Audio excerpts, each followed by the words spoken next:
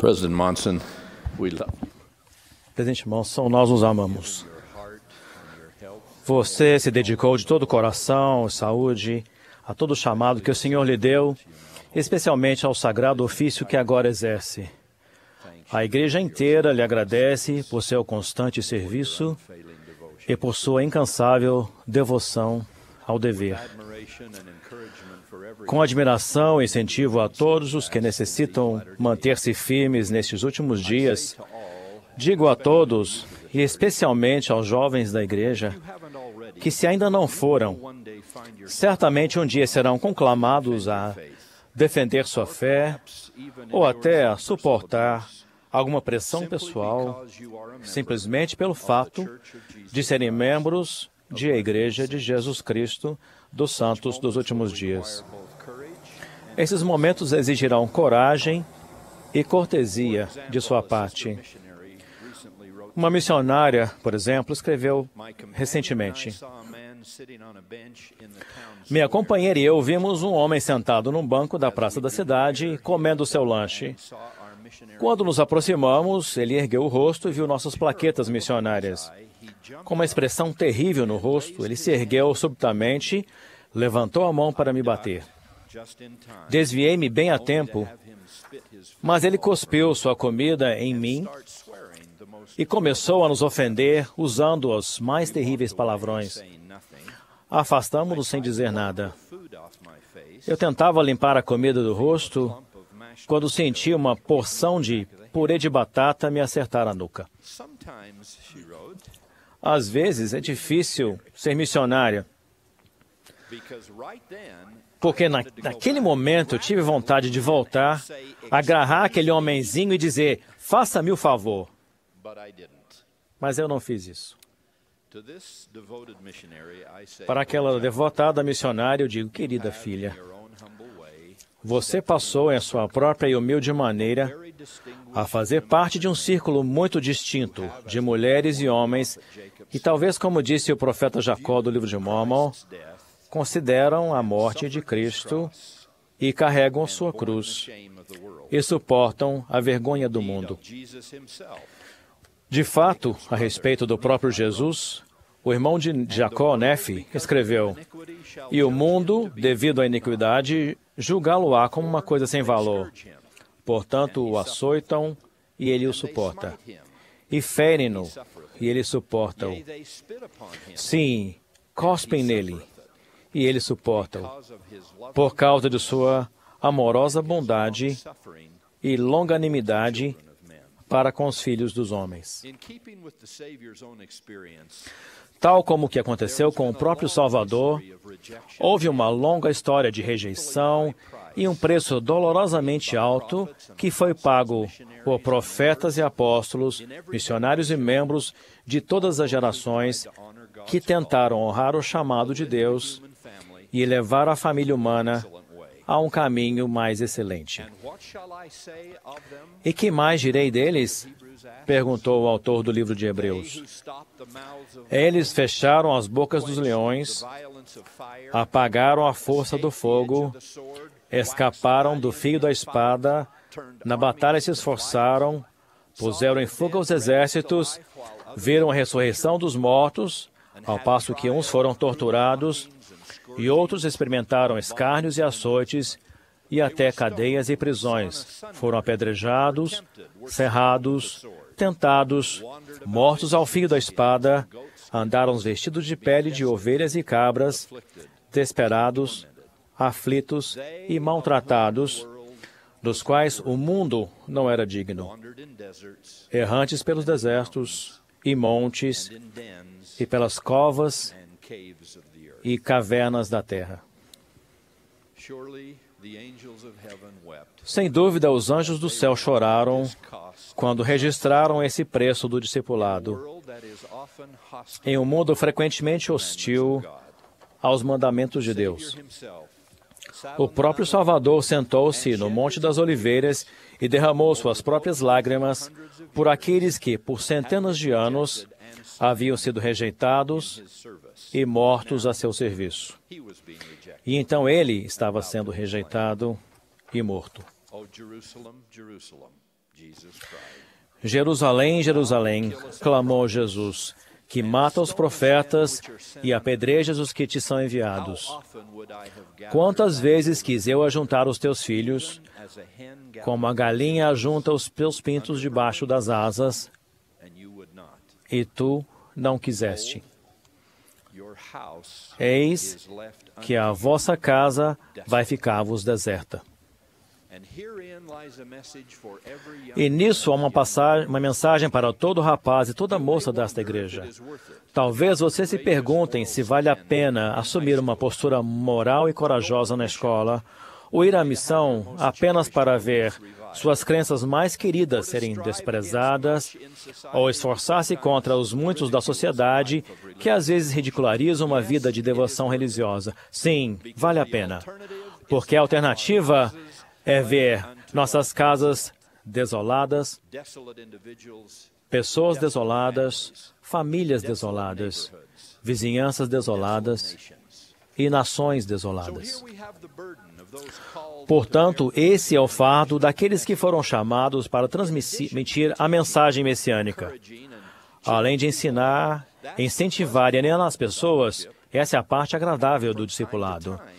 De tempos em tempos, esses mesmos mensageiros são conclamados a preocupar-se, a divertir-se, a divertir e às vezes a apenas chorar. E essa é a parte dolorosa.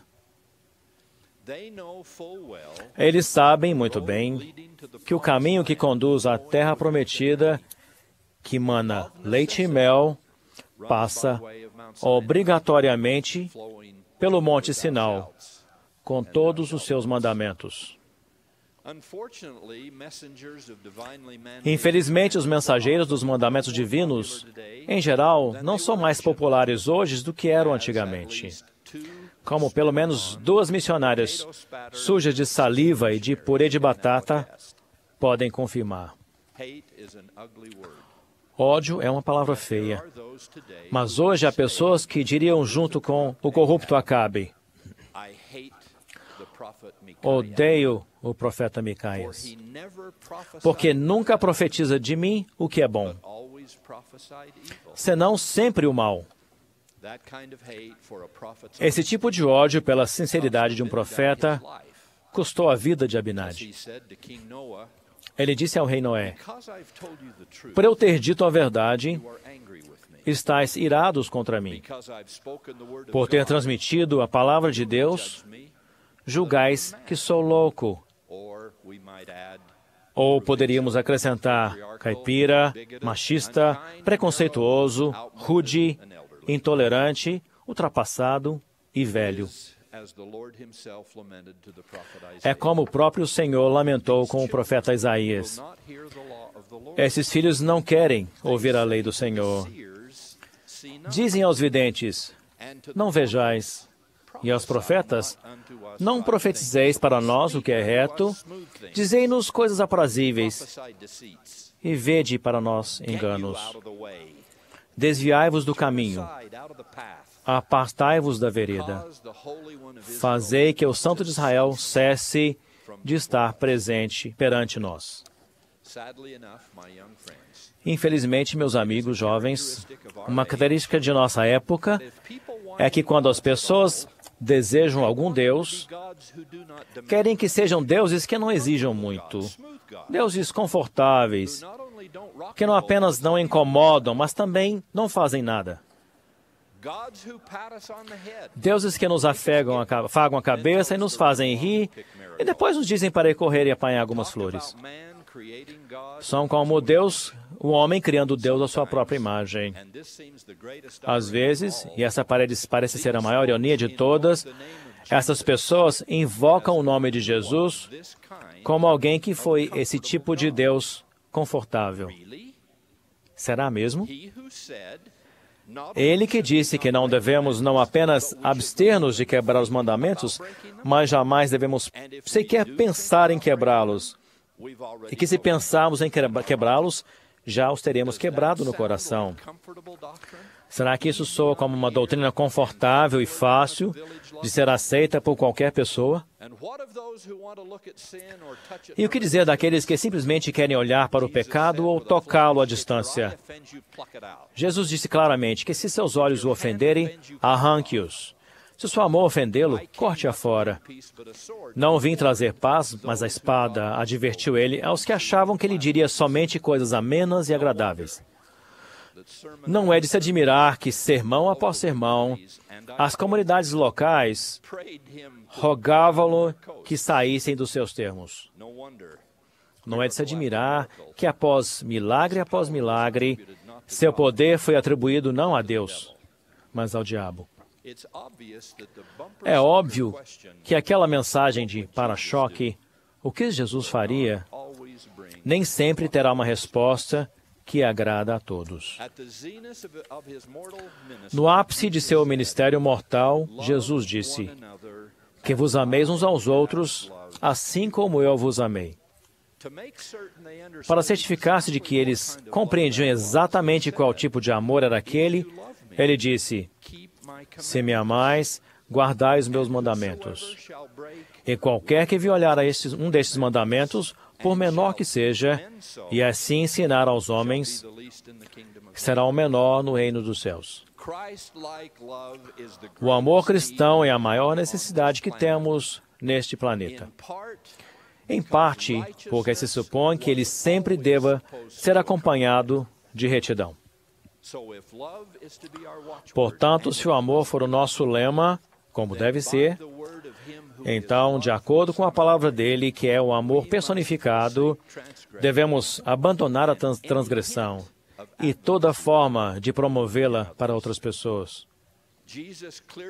Jesus claramente compreendia o que muitos de nossa cultura moderna parecem esquecer. Há uma diferença crucial entre o mandamento de perdoar pecados, algo que ele tem a capacidade infinita de fazer, e a advertência de não tolerá-lo, algo que ele nunca fez, nem sequer uma vez. Amigos, especialmente meus jovens amigos, tenham bom ânimo. O puro amor de Cristo flui da verdadeira retidão, pode mudar o mundo. Testifico que o Evangelho verdadeiro e vivo de Jesus Cristo está na terra, que vocês são membros de sua igreja verdadeira e viva, procurando compartilhá-la. Presto testemunho deste Evangelho e desta igreja, em especial das chaves restauradas do sacerdócio, que liberam o poder e a eficácia das ordenanças de salvação. Estou mais seguro de que essas chaves foram restauradas e de que essas ordenanças estão novamente disponíveis por intermédio de a Igreja de Jesus Cristo dos Santos Últimos Dias, do que eu estou seguro de estar de pé diante de vocês neste púlpito e de vocês estarem sentados diante de mim. Sejam fortes. Vivam o Evangelho com fidelidade, mesmo que as pessoas à sua volta não o façam. Defendam suas crenças com cortesia e compaixão, mas defendam-nas. Uma longa história de vozes inspiradas, inclusive aquelas que vocês ouvirão nesta conferência, e a voz que acabaram de ouvir indica-lhes o caminho do discipulado, que, Presidente Monson, eles indicam o discipulado cristão. É um caminho estreito e apertado, e sem grandes variações, mas que pode ser trilhado com emoção e sucesso, com firmeza em Cristo, tendo um perfeito esplendor de esperança e amor de Deus a todos os homens.